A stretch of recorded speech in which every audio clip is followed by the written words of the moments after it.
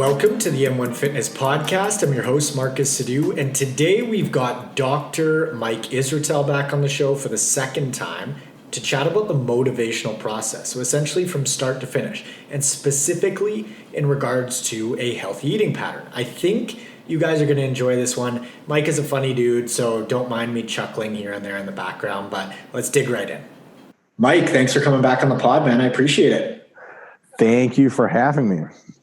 So we're just going to dive right in here. We know diets work, and regardless, some folks are still sort of caught up arguing over which diet is the best, low carb, high carb, keto, vegan, list goes on. They all have their place, their tools, but what they all have in common is difficulty around adherence or following the diet. So you have this 6-stage process or hierarchy around thinking about adherence. And I'm stoked to talk about this because most folks get stuck at the motivation stage, I find. They're either motivated or they're not, and then their entire diet or exercise regimen is determined by how they feel moment to moment from a motivation standpoint. So I think it'd be super helpful for folks. Can we go through these 6 constructs and delve into each step individually, starting with inspiration here, Mike? You bet. Absolutely. So inspiration. Inspiration can be thought of as the most important of these, but only in the sense that it's the one that gets you in the door. You could say like the most important thing to vaccine research is money, but like, money doesn't just turn into vaccines, right? Like having very good scientists is in a sense more important, but without money, nothing ever happens, right? So it's like a primacy effect. So inspiration is that thing, that sort of light bulb moment, and it could be a very bright light bulb for a positive experience or a very dark light bulb for the negative experience, that gets you from, you could say it's in the formal psychology from pre-contemplation to contemplation or from contemplation to action, right? And it's what gets you doing it. It's what gets you to begin the diet, for example. This can apply to anything. It can apply to exercise. It can apply to doing your taxes, anything. So inspiration, the great thing about it is it's some kind of sort of kick in the ass, for lack of a better term, to get you to start. It can be positive. For example, you see a coworker at work getting in a really great shape, and you're like, "Oh my God, Janice! Like, how did you do it?" She's like, "I just did this, diet, and I feel so great." And all of a sudden, you're like, "Man, Janice is like a regular person. I can do this too." And you feel inspired, and then it pushes you over the edge to be like, "All right, I'm going to try this." Right? Inspiration can also be negative. Like a typical example I give is maybe you work in an office building that's 5 stories tall. You work on the 5th floor, and the elevator usually works as elevators tend to do, but then they're doing repairs, maybe they're upgrading the elevator, and you have to go up a flight of stairs, and you haven't done this in some number of years. Maybe you live mostly sedentary lifestyle. All of a sudden, you get to the top of the stairs, and you're wheezing, and you're gasping, and you're like, "Oh my God, I just feel like total crap. Like, this is awful. Like, I used to play sports. I used to be active. And I'm clearly like, I knew I was overweight, but I thought I was carrying it well. I didn't think it was affecting me." So that negative experience could be, you know what? I am Googling diets right now because I've had enough. And so inspiration is, in that sense, super important. And this is why social media influencers, I know, terrible term, but I can explain. Influencers like to say that their mission is to inspire people. And in part, they're correct. It's sort of like a really, really great idea because some people do need inspiring. Many, many people need inspiring. But the downside of inspiration is that it doesn't last long. It's like how many people are inspired to take up boxing after they leave like one of the Creed movies or something like that? Like a lot, like thousands. And how many people actually end up going through buying a gym membership at a boxing club, getting a coach, and or even, okay, let's say they do that. How many people last past the first week? Well, almost nobody, relatively speaking, some tiny fraction of a percentage. So inspiration is awesome and necessary, but it's not enough. The next construct has to take over after that. Gotcha. So yeah, that's so true around going to like a Creed movie or boxing movie or something, and someone's like, "Oh, I'm going to start training" or whatever. How long do you think that actually lasts? Is it like 24 hours? Like they wake up the next day and they're like, how long do you think that actually lasts? Sure. So sometimes inspiration lasts, can be measured in seconds. The most I think salient determining factor of inspiration's time course is whether or not, or at what point you start to have something else pressing on your mind. Right? If you got some other stuff to do, that it doesn't really matter how inspired you felt. Sometimes that other stuff just is on your brain. And because inspiration is, well, it is really kind of an emotion. Mostly, it's not a whole lot of cognition behind it. Once that emotion passes, you sort of like can't really reimagine it. It's really, really difficult. It's kind of like, in the moment during, let's say, I'm going to use the worst analogy ever, but like, in the moment when you were interacting with someone that you were super attracted to, you felt like, oh my God, this person's amazing. And then like, let's say you had an argument with them, like after the argument or during, sometimes like someone like pulls you aside, aliens, zip you up to the ship. And like, okay, imagine your friend that you were super attracted to. Now, are you still attracted to him? And you're like, I hate him. And they're like, imagine being attracted. You're like, I can't. It's not my current emotional state. So when that state passes, sometimes you're done. Oftentimes that's, I'm going to say it's seconds. Sometimes it's minutes. Most often, I think it's hours. And a big one, really, and this is part of the behavioral research that folks have done, where if you feel the urge to do something, write it down and or start making plans to do it then. Because a big limiting factor often is the next day. Because like for the better, sleep is a giant reset, right? You don't carry most of your emotions from the day before into your waking life the day after, which is like great, right? In many respects, because like it's good to be able to reset. But if you feel inspired Friday night, Saturday morning, someone could be like, hey, still joining that gym? You're like, what? Oh, yeah, I guess I was excited. So if you're going to do something, if you get inspired at 9 a.m, charitably, you have until, when you go to sleep to start somehow either write something down, Google some things, because if you let it go that far, there's a huge drop off for the next day. Huge, which is why, interestingly enough, this is kind of conciliant with some other sort of folk notions of psychology. The recommended advice of important decisions is, why don't you sleep on it, right? Like there's a really good reason, 2 good reasons people say sleep on it. One, sleep is an integration or reintegration of neural circuitry, so it actually can give you more wisdom, okay, because the new data that you're trying to decide on can be integrated with old data. But that's probably a minor reason of why that recommendation has been said so many times in so many cultures, is because before you slept on something, you're in an emotional state that biases you to make a decision in some case or another.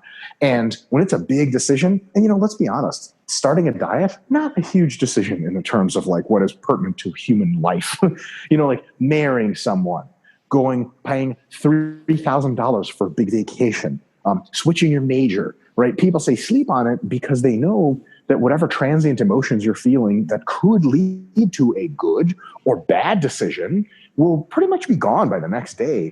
And then when you sleep on it, you wake up in the morning, someone's like, so you're still going to change your major? If you're like, yes, absolutely, I know it's a good idea, then yes, you probably thought it through and it's probably floated along by more than just a feeble emotion. But if you say, oh, that was a stupid idea, you probably feel differently that day or feel more normal.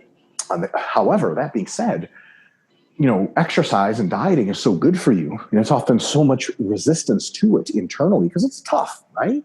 Restriction, like nobody actively wants to restrict themselves. Like tomorrow I'll do something that makes me not enjoy myself for 12 weeks as much as I could. Like it sucks.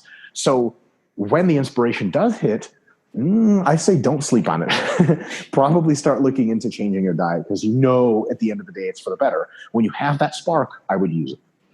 Yeah, that's a great point. So inspiration, the half-life is super short. So if you're feeling it, act on it quick because otherwise you wake up the next day and you're just going to have to find a way to re-inspire yourself somehow and get the ball rolling. Yep. Okay, cool. So moving on to motivation. So we start with inspiration, then we move to motivation. How does that play out? So the key to understanding the difference between inspiration and motivation is the following. So first of all, motivation lasts a long time. It's essentially something that's permanent under some conditions.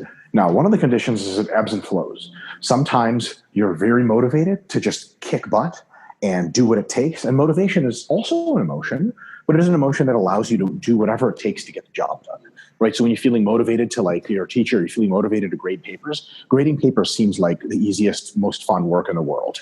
And when you're not motivated, it seems like, oh my God, there's nothing I'm going to be able to do to grade these papers. So this is an insurmountable effort. I have no idea how anyone's ever done this before. The thing about motivation is it ebbs and flows. Sometimes in the periods of minutes and hours, often in the periods of several days. Especially with dieting, motivation tends to ebb and flow in several day cycles, which is to say that you'll have a few days where you're just like karate kicking your diet in the face, and you'll have a few days where you're like, yeah, this is fine. And then you'll have a few days where you're like, I want to live inside a pizza and eat my way out, and I never want to see a diet again. And then the really cool thing, super awesome insight, is that the ebbs back. So like people say like, oh my God, I'm so unmotivated. And we'll have some strategies for dealing with that I'll mention a little bit. But the first piece of good news you can give people is like, it's okay. Your motivation will come back. It's not something that just dries up. If you've ever had it ebb, it will come back and ebb and flow again. Like it's just part of what's going on. You know what I mean? So it's definitely nothing to get too worried about if it goes away, but you have to understand that it does have this pulsatility to it. The key thing that transfers inspiration into motivation, and this is huge point, is a goal. Motivation almost can be defined as the inspiration long-term to accomplish a certain goal. Without the goal, motivation is, first of all, difficult to even define. And second of all, it will ebb and flow completely out of existence because it has nothing to attach itself to. Like if you feel, for example, inspired to go on a walk, how long is your walk going to be? I can tell you exactly how long it's going to be, until and unless you're no longer inspired to walk anymore. And then you're going to turn the fuck back around because you're like, why the hell am I out? Right? When you're motivated, you have to be motivated for something. And motivated to go on a walk is not specific enough. So a really awesome way in which we can give birth to and really boost our motivation is to make specific goals with specific timelines. For example, I'm very motivated to go to the store. I'm going to walk to the store. I'm going to buy the veggies I have to buy because veggies, you got to get them sort of fresh and buy them more often than other groceries. And I'm going to bring these veggies back and put them in the fridge. Okay. Now that's your goal. It's a fucking simple goal, all right? Brutally simple. But then again, dieting is not that complex of an endeavor anyway. So now that you're motivated to go to the store, what are the chances that your walk will arbitrarily end with you getting 95% of the way to the store and then turning around? Low, hopefully, right? Certainly low. Maybe you get 50% of the way there. You're like, it's too hot. F this, I'm going to get my car. But like 95% of the way to the store, you're almost certainly getting it to the store. And if aliens were studying human behavior from space, whatever, with a super micro zoom lens, they would pretty quickly define, like, okay, some people just seem to be walking around aimlessly, but some people, like, really, no matter how many obstacles you put in their way, reasonable ones, like, there's a barking dog or a piece of poop or a car pulls in front of you. Like, if you're motivated to go to the store, you will walk around those things, right? And you will have a distinct sensation of when you've accomplished your goal. Just the same way in dieting. Here's the deal. Super important point. You may be inspired to lose weight, right? When you talk about motivation, the biggest way to anchor that is to lose weight, okay, when and how much. Because then you can look at those numbers and go, this is when success happens. When I reach this number by this date, I can check this box and accomplish something. Motivation is always in reference to a finite thing that accomplishes, period. Right? So whether or not what that is, it doesn't so much matter. The important thing is that it's realistic and most of the time challenging. Well, the challenge kind of takes care of itself because dieting sucks. But the realism is something we have to really take care to do. For example, if say you're motivated and you want to maximize your motivation, let's say you give yourself the goal of losing 80 pounds in 3 months.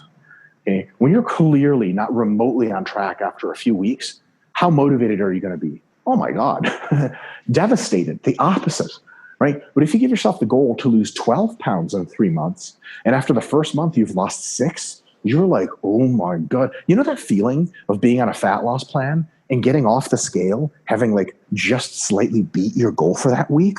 You're just like, oh, I can do anything. I am immortal, right? Like, That's an awesome feeling, and that's a reinvigoration of motivation that can only happen if you are in reference to a goal. This is one of the big reasons why people who lift weights, for example, or exercise with no goals at all fall off the map way more than everybody else who has a goal. Because, I mean, what keeps you coming to the gym? If you're like, oh, the workouts are nice. When it's raining, is that really going to keep you coming to the gym? But if you're motivated to bench press 200 pounds or to lose 15 pounds and the gym is part of the process, it's going to be tough to stop you, especially if you get that bloodhound whiff of initial consistent success based on your own performance. If you experience that your own strides have been working, man, that is going to help a ton with your motivation.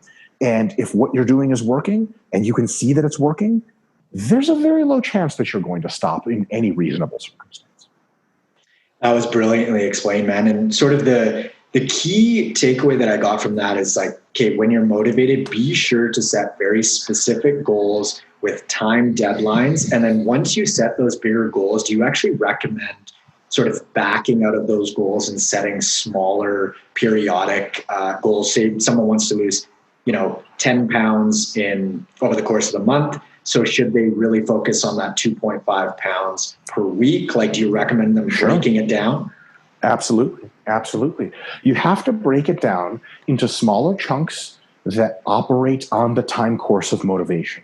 So I said motivation ebbs and flows over usually a period of days. This means that within a period of just slightly longer than that, there has to be some remotivation going on, right? If you're motivated to lose 15 pounds, you measure yourself on the scale once, you don't step on the scale at all. And then 3 months later, you're like, hey, I did it. Or, oh, I didn't. That's not really technically speaking, it's better to have that goal, because at least when you're about to shove extra food in your face that you're not supposed to be eating, at least your goal hits you in the face. Like in your mind, you're like, oh, I'm supposed to lose that weight.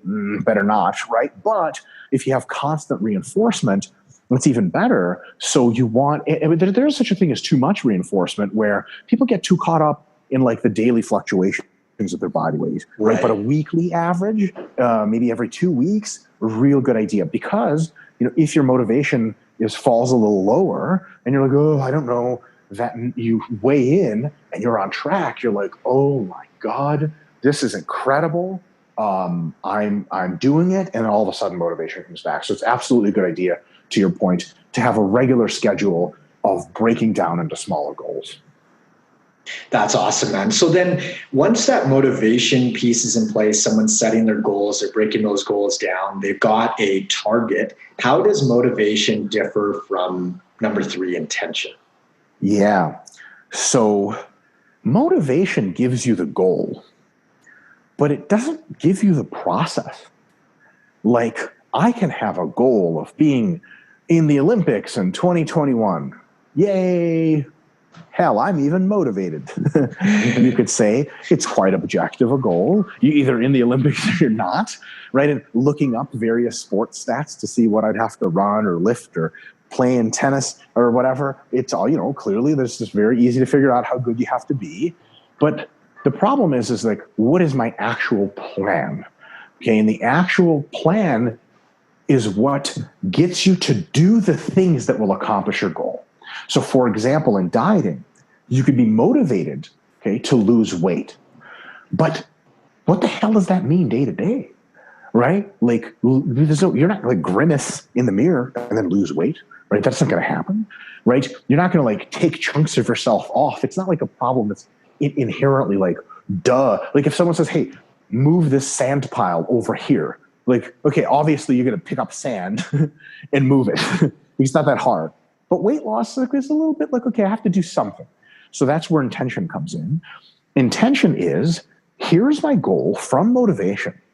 And now the following behaviors are ones I intend to do, to actually do. They're the ones that are getting me closer to my goal. So for example, I am motivated to lose weight.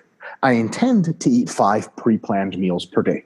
I am motivated to lose weight. I intend on getting at least 10,000 steps per day on my step calculator phone.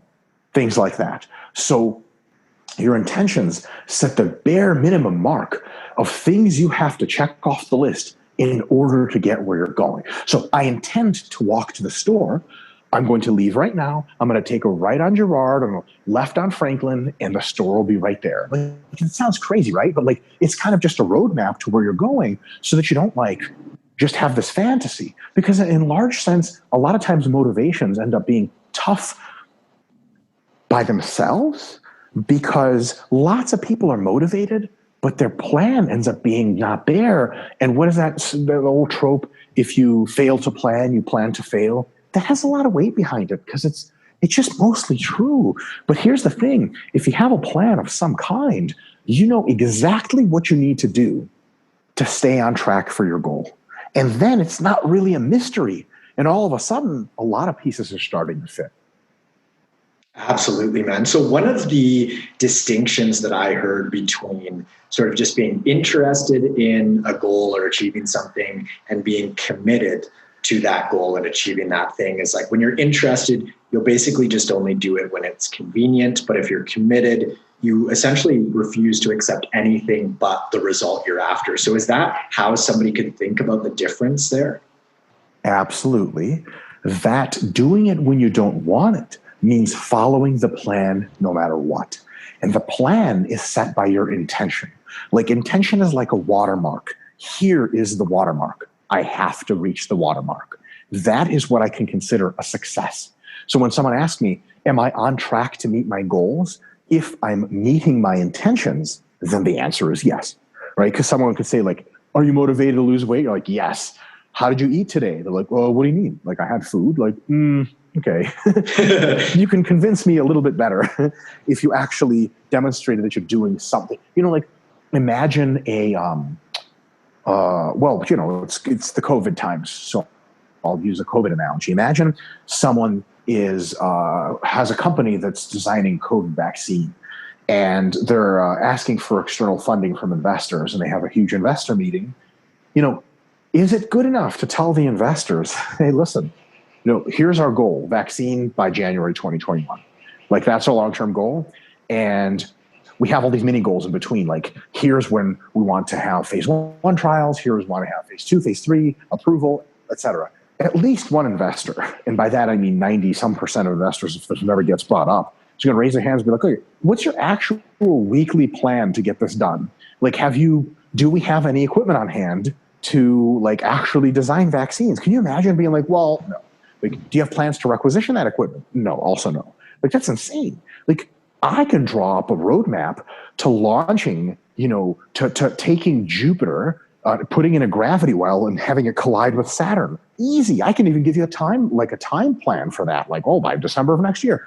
But what am I going to do to make that happen? That's super, super important, right? So in order to be taken seriously, intentions matter a ton. What are you actually going to do? And here's the thing. Do you have to take dieting seriously? No, only if you want to succeed. Because nobody's coming to your house. Your diet is not a COVID committee on vaccines. Nobody cares if you lose weight or gain weight or become healthier, but you do, right? So if you're going to take your own dieting seriously, I would make sure I had a plan because that's serious and not just serious. It tells me what I have to do to succeed.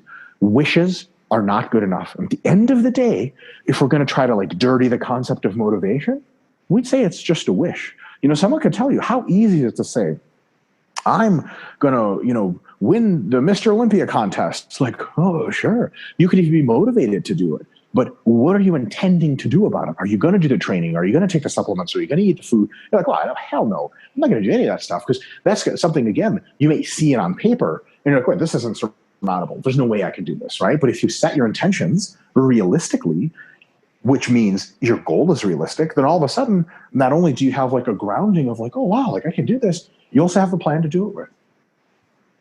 Absolutely, man. Now, how does accountability potentially fit in there? Because some folks find it easier to have an external mode of accountability. So for example, these are the people that hire trainers or they have nutrition coaches or whatever, versus the people that just hold themselves accountable. They stick to their word. They say they're going to do something and they just do it. How does the accountability piece fit into intention? Sure. I think that starts to mix into the concept of discipline. Perfect. So the next concept after intention is discipline. And discipline has to be brought in because of the following thing that results.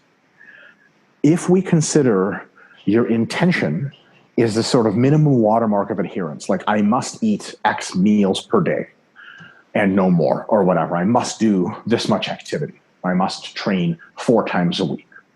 That's the line of your intention. If we mapped it on a y-axis, it would be here's the adherence level, and intention's a line that cuts across it. Like we need you to adhere at least this much. Right? And if you do extra, great, but you don't have to. Motivation, remember, waxes and wanes. It sort of goes up and down in waves.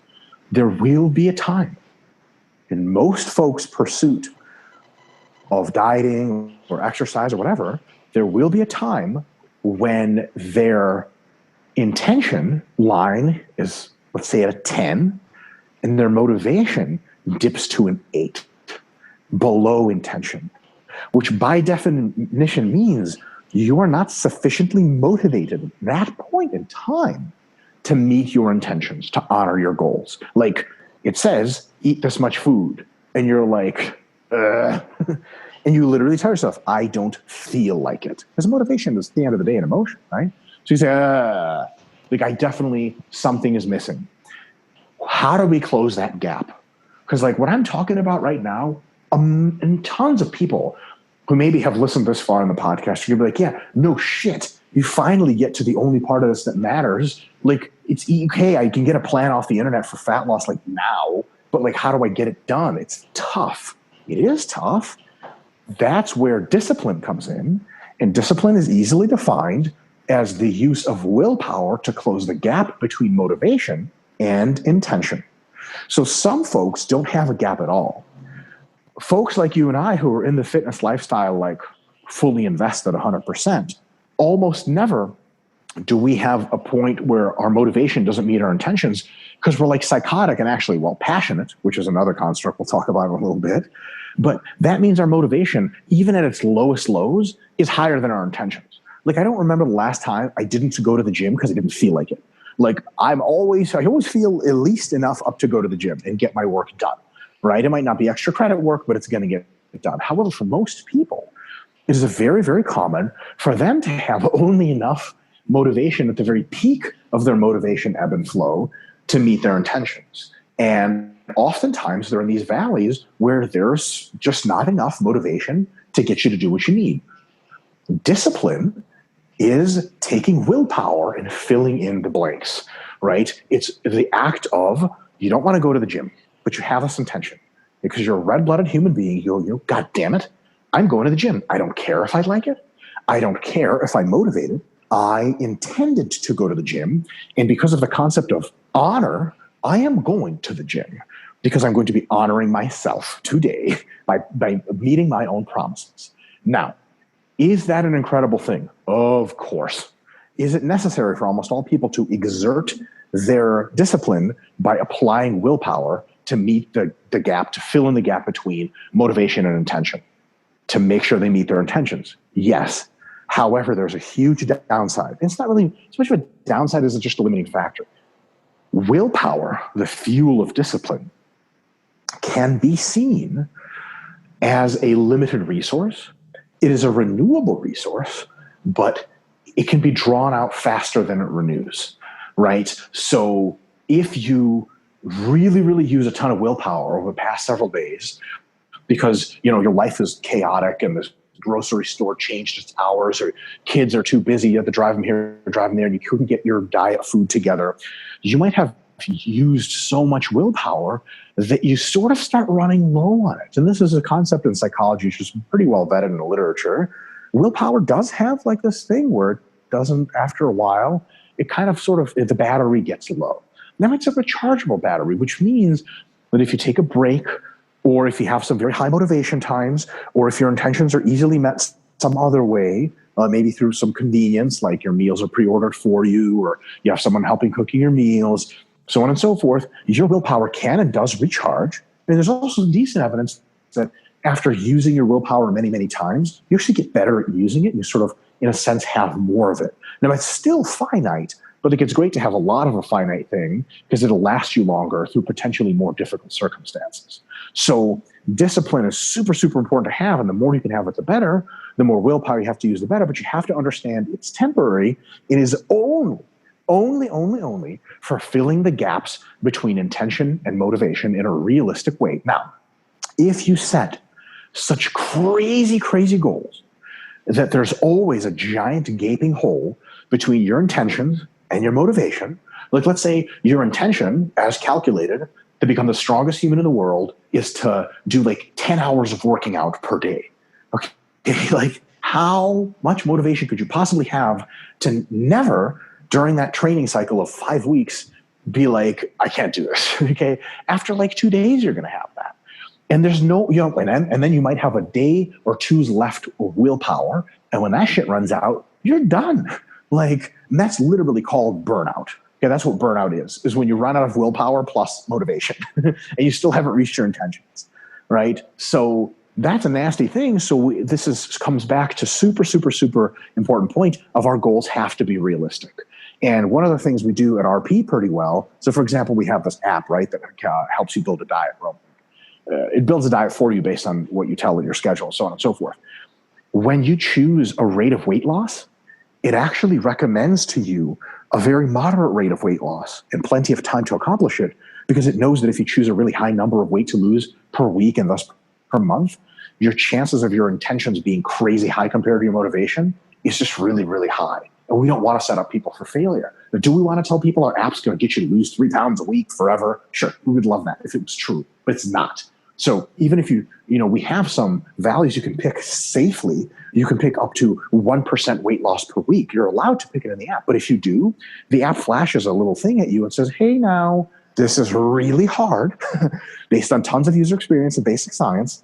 So we just want you to know that we really would recommend you pick the following number that seems much more reasonable. You can always say, no, thanks, I know what I'm doing. But we do offer that. Part of this, because it's part of just basic psychology here, what we're discussing is that there's discipline only goes so far. And another note of that is there's a bunch of gurus that talk about discipline, and they're super, super important. Like Jocko Willink is an example, right? Super Greek guy, talks about discipline and not having tons of pity for yourself and all this stuff. Shit, amazing, right? And most guys like that make really good points. Some of the folks, but I don't want to say too much of an emphasis on discipline. They estimate discipline as being overpowered compared to the other constructs.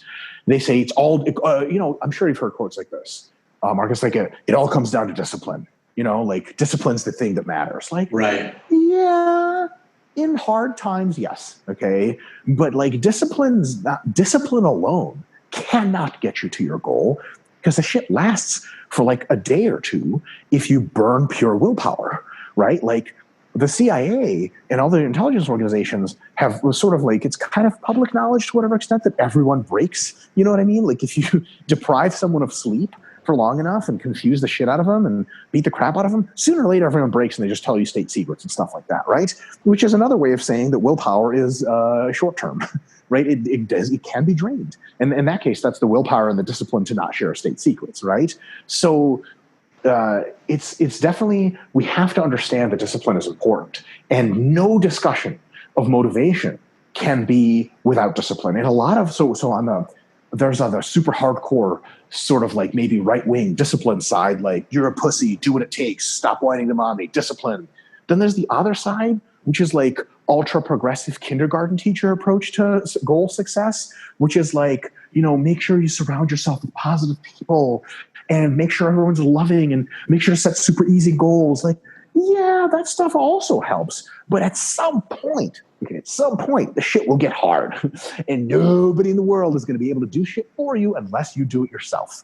So it's one of those things that we shouldn't overvalue discipline. It's not going to take us all the way, but it is an absolutely essential piece of the puzzle. Now, that's a hell of a roundabout way to get to your initial point of other people holding accountable.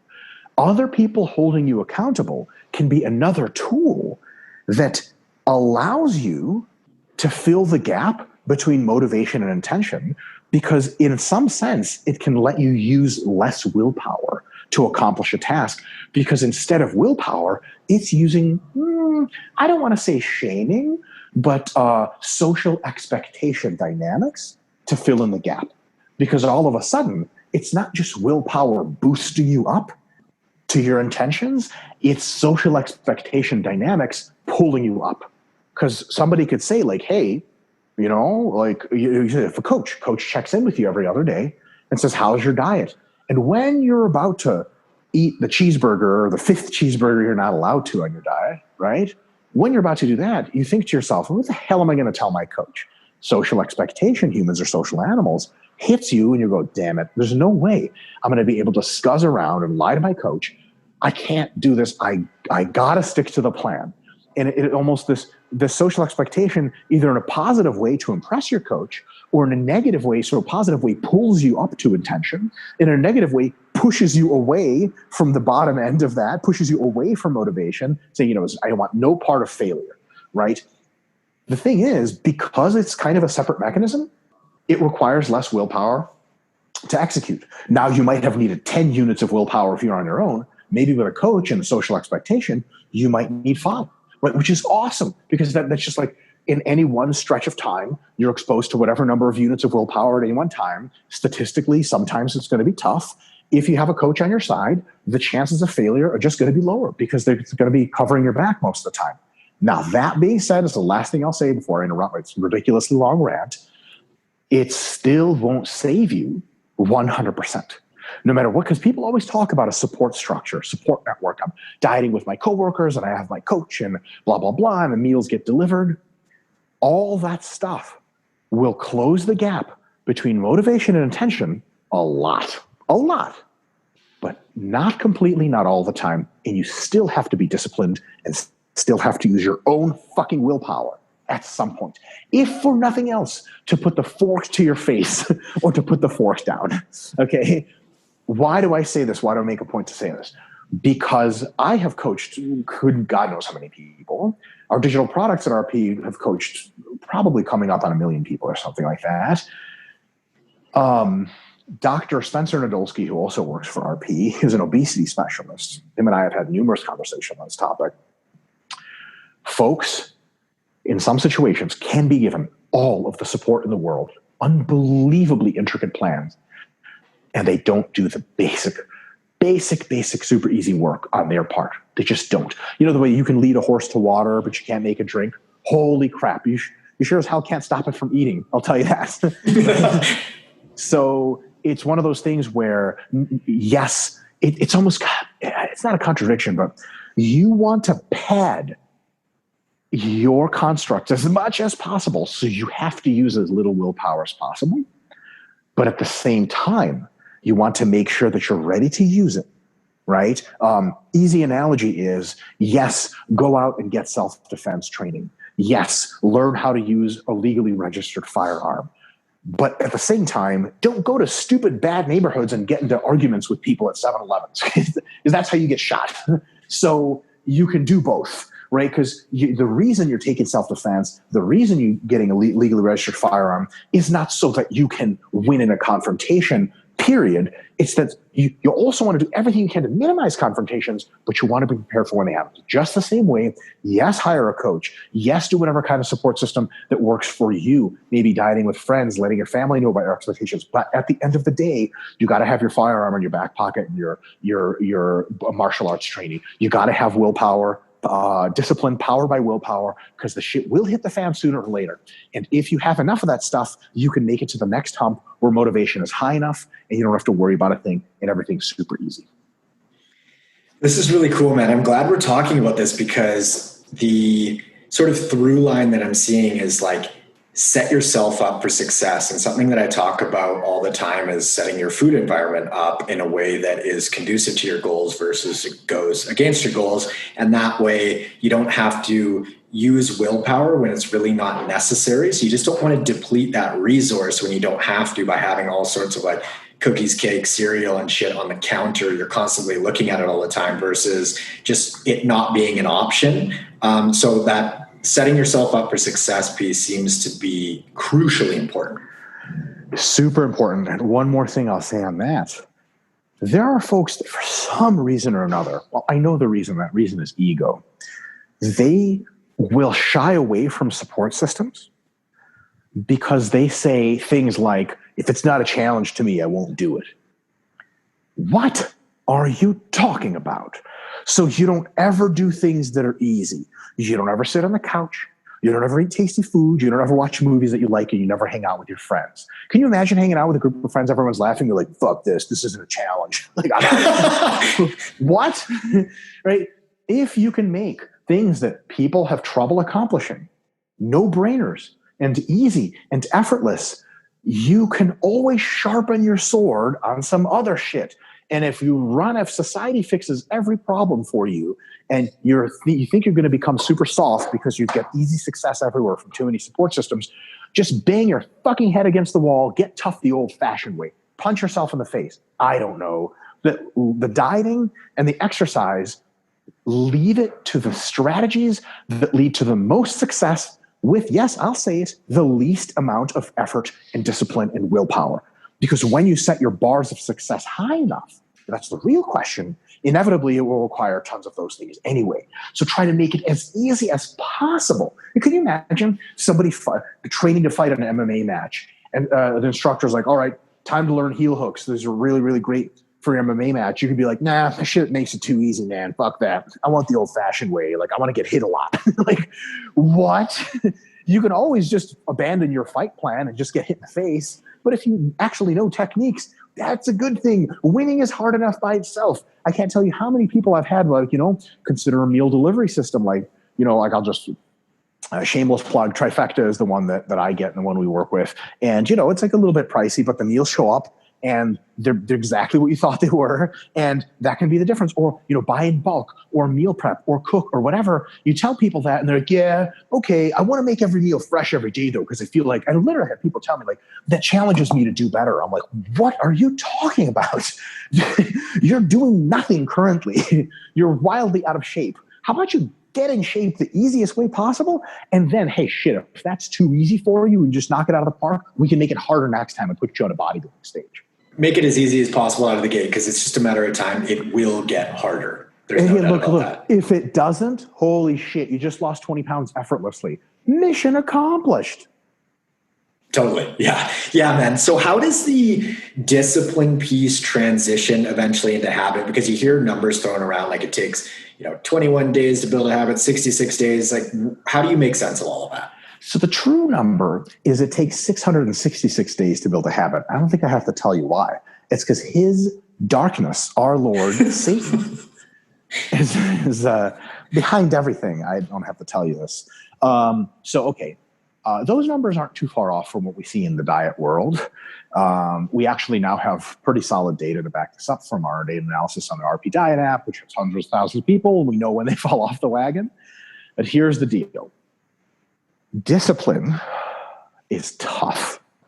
Okay. After a couple of bouts, having to use discipline, having to use point at the discipline gun that shoots willpower, after a couple of those battles between motivation and intention, you might feel a few days or weeks into your diet that you're like, oh, does it ever get any easier? Okay, because this is rough. Right? Your first month of the diet, everything is new. You suck at everything. You suck at cooking your meals. You don't have any strategies worked out. Just novelty alone can make a situation very anxiety producing. If you go in a new airport, you're flying through a new airport you've never flown through. You've just never been there. And your flight is like, you're not late for your flight, but like you got to get there. You could be really, really nervous. But if you've flown through that airport even once, all the novelty in the world, all the crazy people, all the carts, all of this, all of that, all the beeping, it doesn't really bother you because you're like, yeah, it's gate C12. I know where that is. Like, let's just fucking go there. I've been there before, right? And all of a sudden, it's just so much easier. And then you're not worried at all. You're not anxious at all. So what we're talking about here is after days and days and weeks, in our estimate, usually around 4 to 6 weeks is when it starts to get notably better, is you start to build habits. And habits do a really, really, really amazing thing by essentially, and you can conceptualize it in a couple of ways, they give you an artificial boost to meet your intentions that much more easily. They just do. So what ends up happening is things that used to take, okay, from 0 to 50 levels of adherence, you had to cover that entire 50 units of adherence with 40% of, motivation and then, or 40 units of motivation and 10 units of pure willpower. Okay. And let's say, 50 units is all you're getting total motivation and willpower. Luckily that happens to get you all the way to your intention. If you start to build habits, the total distance covered starts to reduce because you're so goddamn good at doing all these things. For example, how much willpower does it take to create meals from scratch? A lot, because holy shit, you have to look up macros, you have to figure out how to cook. Now you're burning yourself alive. You have to turn the stove off. You have to douse everything with water. There's smoke everywhere. Your children are crying. Disaster, right? That's like war, right? And then you got to have enough willpower to go through a war every time you cook. But hold on a second. If you've cooked 5 weeks in a row and now you're cooking, you can basically do in your sleep because it's meal prep. You make the chicken, you close the grill when you're making the chicken, you start cooking up the pasta, and the pasta basically cooks itself and everything's done. You portion it in a Tupperware and you're good to go. But it just doesn't take that much effort. And it becomes almost automatic or automatized, right? Once that happens, it just doesn't require a lot of effort.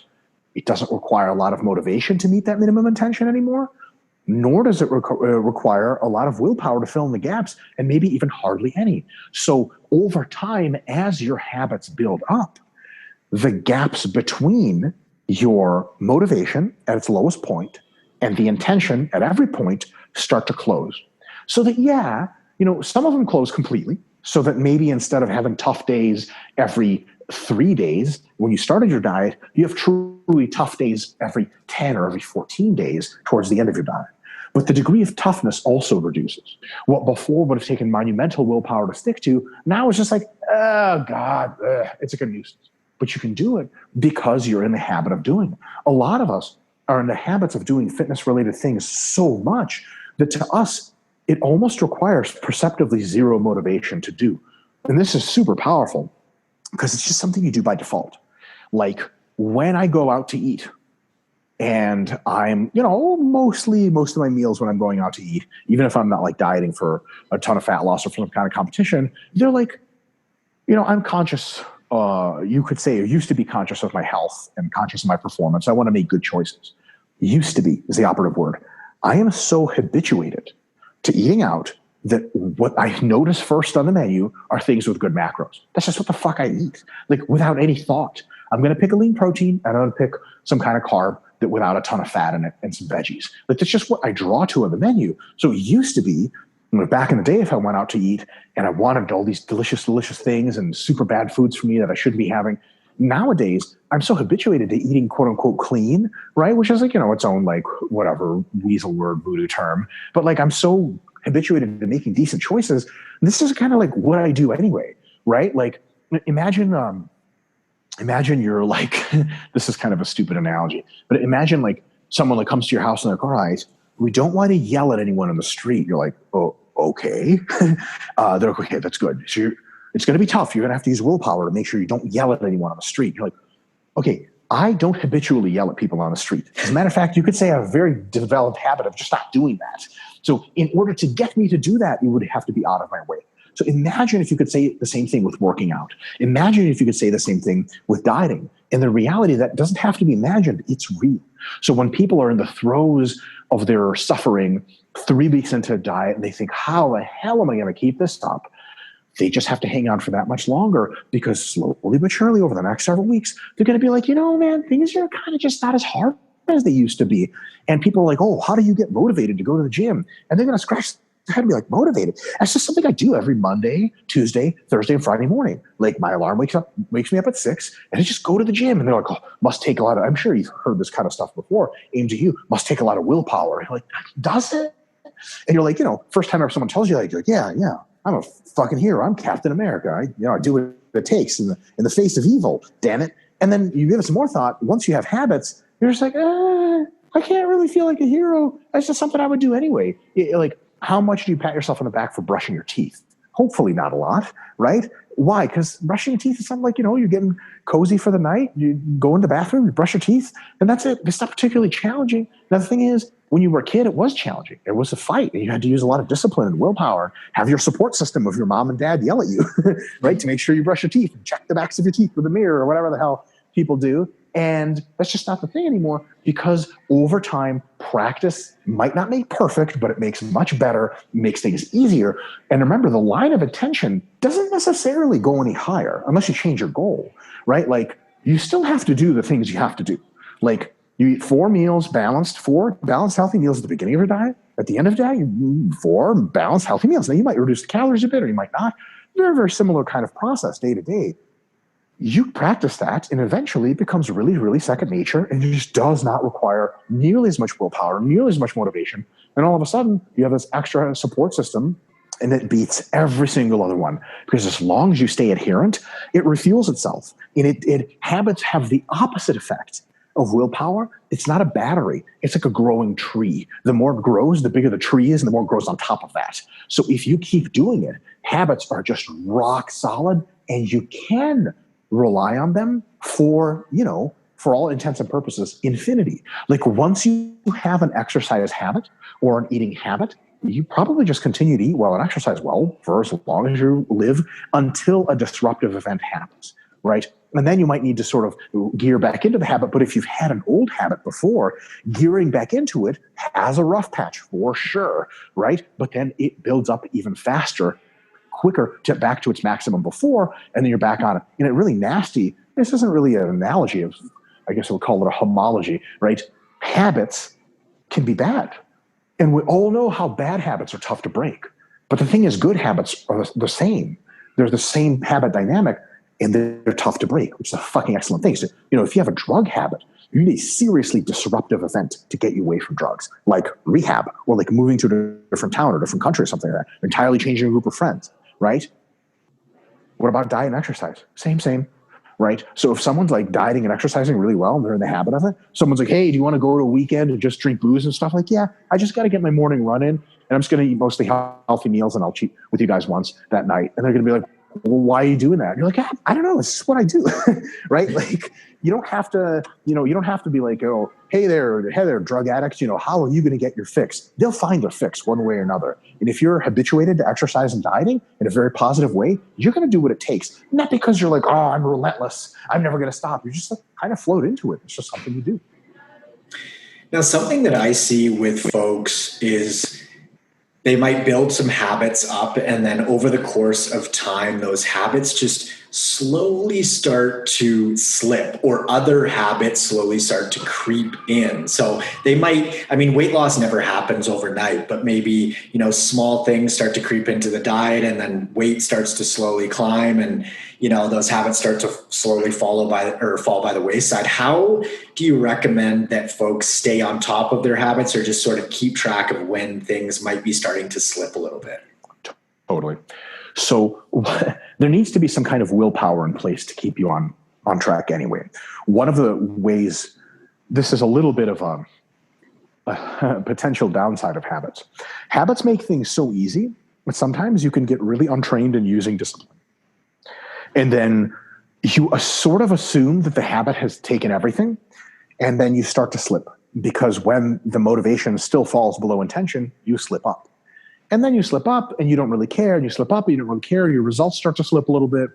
And then it turns out that you're not really practicing realigning yourself, which, habits, yes, they do reinforce themselves, but if you don't pay attention to something, it inevitably becomes chaotic and sort of goes off the rails. So that's a big part of it. You have to realize that, look, like, I have these habits and it's great, but like, when I have to do what I have to do, I still have to not up and do it. That's one part.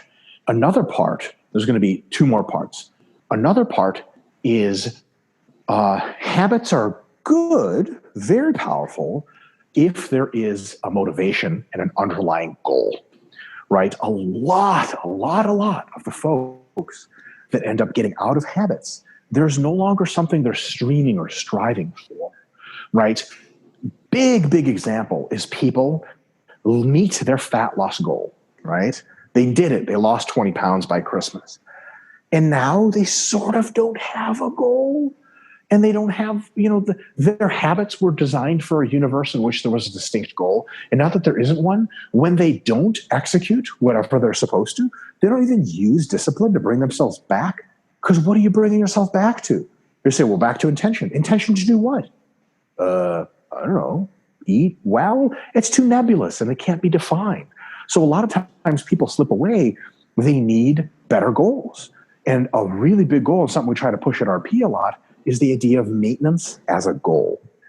Your goal is to have a stable body weight and to eat predominantly well and to exercise well for all these great things that all those things do, right? That still requires some willpower, still requires some discipline. And when you understand these as goals, your intention is rock solid because you know what it takes to get to continue to have these health behaviors. And then all of a sudden, habits are very tough to break because the habits are pointed to a specific goal, right?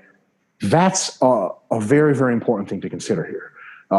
Habits don't just do it on themselves. Habits are a tool to get somewhere. And if your where breaks down, your habits can float off. And it takes a while. A lot of people, as you'll probably notice from your experience, sort of do a lot of stuff for a while, but slowly it's kind of like a car, like one wheel falls off, then another tire pops, then the steering wheel falls off, kind of that sort of situation. Lastly, and this is really big, all of the support in the world, all the positive things in the world can't beat, in the long run, chronic fatigue, and especially the fatigue of having to do things and execute things, right? So in the end, you need a break. And as a matter of fact, you need regular breaks. If you are fat loss dieting, if you are dieting for health, if you're doing this or if you're doing that, if you're exercising, at some point, the fatigue and the staleness builds up, and either you start to slip slowly or you do a much better thing. You understand when this is happening, or you even preempt it, and you take some sort of break, psychological break, physical break. Let yourself resettle, wash away all the fatigue, and then get back on track. Much, much better for it to be planned or auto-regulated in the sense of when you know for a fact that you're going to need a break, take it, versus like what I call in stupid strength training, auto-deloading, which is the only deload when you get hurt. Like, yes, I'm not overhead pressing today since I tore my delt off the bone. Like, that's not how you want to deload. You want to deload the week before you do that, right? So a lot of times, and this is one of our coaches, Dr. Melissa Davis. She's a neuroscientist by trade, actually. She's super big on the following of psychologically, diets to lose fat, challenging diet, have to be seen necessarily as short-term. There is no fat loss lifestyle. That's bullshit. Because first of all, if you actually did that, you would eventually die from lack of body weight if you actually kept going. And worse, not worse than death. But luckily, you won't get that far because you will break psychologically before that's even possible. Because there's no like living the rest of your diet without ice cream, living the rest of your life. It's just not going to happen. So what you want to do is have a pulsatility to it.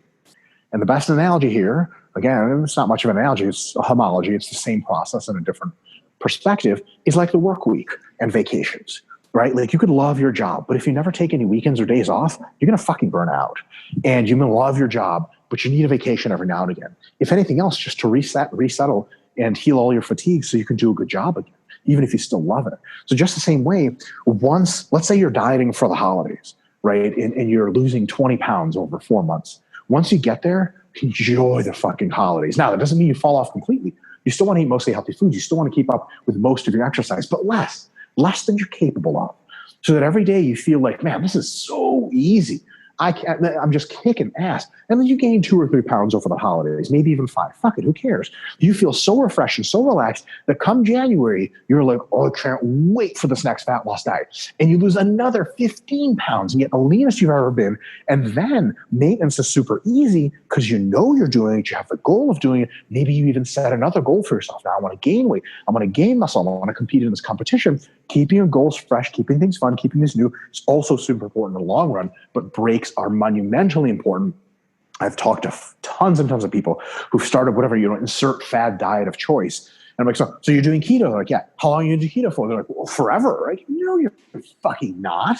You're not going to do keto forever. You're going to snap and eat all the ice cream in the world, because ice cream beats everything after a long enough time. If you don't let yourself have some ice cream every now and again in a planned way and really relax, you're going to break for sure. You mentioned maintenance as a goal. Now, we love novelty, like humans are wired to seek it out. Do you think that that is why having maintenance as a goal is just so difficult, because of the novelty piece? Yes.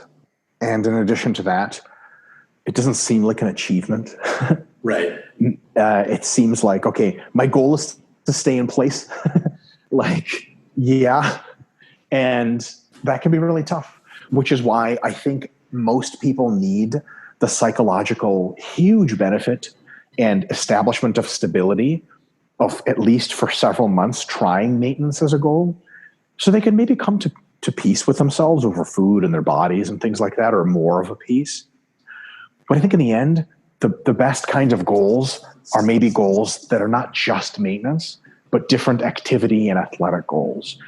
Getting into a running club and trying to run a 5K, doing some cycling, doing some boat racing, doing some swimming, getting into a team sport, trying to gain a little muscle, trying to lose a little fat, taking some dance classes. And in the meantime, those goals keep you focused in such a way that it's your diet and everything supports them. The high activity levels prevent weight gain, and all of a sudden you're in a really good position to be weight maintenance. But just maintaining your healthy weight and doing quote unquote exercise tends to not be that great of a goal, because new and different things tend to really, really reinvigorate that process. Got it. Okay, so passion is the last part of the puzzle. Now, this honestly is probably going to apply to such a small percentage of people. We'll probably just breeze through it quite quickly. But can you explain passion? Yeah, passion is when the positive feedback loop on the process of dieting or exercise or whatever you're talking about starts to really compound on itself. You really, really like, let's say, dieting. You like cooking all the clean meals. You like how it makes your body feel. You start doing competitions and you start winning those, and you fall in love with it. And then all this other stuff pretty much goes out the window, because now you are really an addict in the true sense of the word, and there's nothing stopping you. And then you don't need inspiration anymore. You don't need motivation anymore. Willpower is like some kind of joke. You actually need to start exerting willpower sometimes to not overdo things.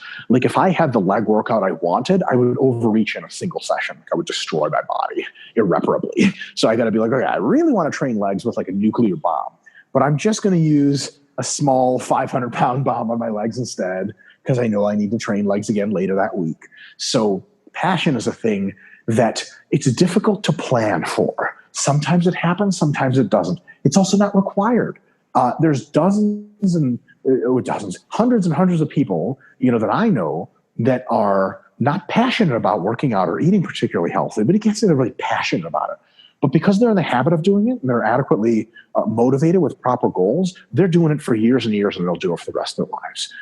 Passion can be enhanced. You can enhance the chance that you'll enter passion by keeping the process challenging, rewarding to that challenge, and really, really fun, and having a well-knit social community around it also helps. So for example, you pick up racquetball and you start to get pretty fucking good at it, and all your friends play racquetball, and then you start to win championships with your friends, and you just start to love and love and love it, and all of a sudden you have a passion for racquetball. You're going to be on the court.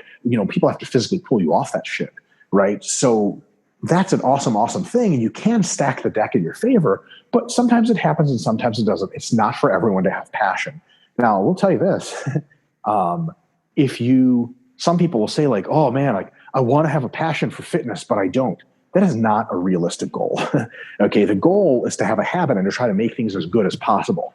Passion, you can't have as a goal. It either comes or doesn't. Very similar to how it works between people, right? Like, can you like hope to have passion with your sexual partner? Like, man, you can stack the deck in favor by picking a person that's awesome and trying to be great to them and them to you and doing fun things together. But look, after some time, it's going to be apparent that a passion is either showing up or not showing up. So it's not something you have a huge amount of say in. You can stack the deck in favor of it, but habit is enough by a long shot. Yeah, that's a great analogy as far as relationships go, because I think passion is largely out of our control. And I mean, if you are incredibly passionate about fitness and health and all of this sort of stuff, like you're probably already a personal trainer and nutrition coach to begin with. So Totally. Yeah, totally. Yeah. All right, man. That was awesome, Mike. Where can folks learn more about you, your social handles, all that good stuff? Where can they find you? Totally. So if folks are interested in some of this stuff, we actually have some YouTube videos that's coming out. Renaissance Periodization on YouTube. You search our Renaissance Periodization or Renaissance Strength, RP Strength, my last name, Israetel on YouTube. It's going to get you to our channel. We've got tons and tons of videos all the time. Our new YouTube initiative. RP Strength is the company that I helped co-found and run. It is on Instagram, or Renaissance Periodization is the whole name. It's at RP Strength on Instagram. We have over 500,000 followers. Isn't that neat? For whatever that gets us for. And then I'm on Instagram as RPDRMIKE, RP Dr. Mike. I'm also on Facebook. Facebook is dying. But Instagram's still cool. So that's all our stuff. And of course, if you go to the RP Strength Instagram, you'll be routed to our website if you click on enough things. There's renaissanceperiodization.com. And you can pick up books and articles and download apps and all this other stuff. If you are interested in trying the app, it's a 2-week free trial, and it's on the Google Play Store and the Apple Store. Just RP Diet, and all of a sudden you have a little mini coach in your pocket. I will link to all that stuff in the show notes. And thanks for coming on today. That was awesome. Thank you for having me. I thought this was a great chat. So that wraps up the interview with Dr. Mike Israetel. There was a lot of information in that episode, so I thought I'd boil down the most important points for you guys as actionable takeaways, because I want you guys to benefit from listening to these episodes. That's what this is all about. So the take-homes. You're likely already inspired because you're listening to this podcast, and you're probably quite motivated as well because you've made it this far in the episode. So identify your intention, right? What do you want, and make it super specific. Then put your detailed plan in place and follow that thing, whether you're having an awesome day or a not so awesome day. And eventually, if you implement something sustainable, it's going to become habitual given enough time. And then you are laughing, right? When you've developed healthy habits, you're in a great spot, because it's no harder to follow through with healthful habits than it is not so healthful habits, because by definition, you're doing it automatically. So here's a call to action today. Identify what you really want, put your plan in place, and get rolling, guys. If you're interested in personalized one-on-one nutritional coaching and or workout design with me, you can click the link in the show notes below, or head over to n1fitness.com/coaching. Also, friend me up on Instagram at N1Fitness and on Facebook at Marcus Sadu, and I will catch you guys on the next episode. See ya.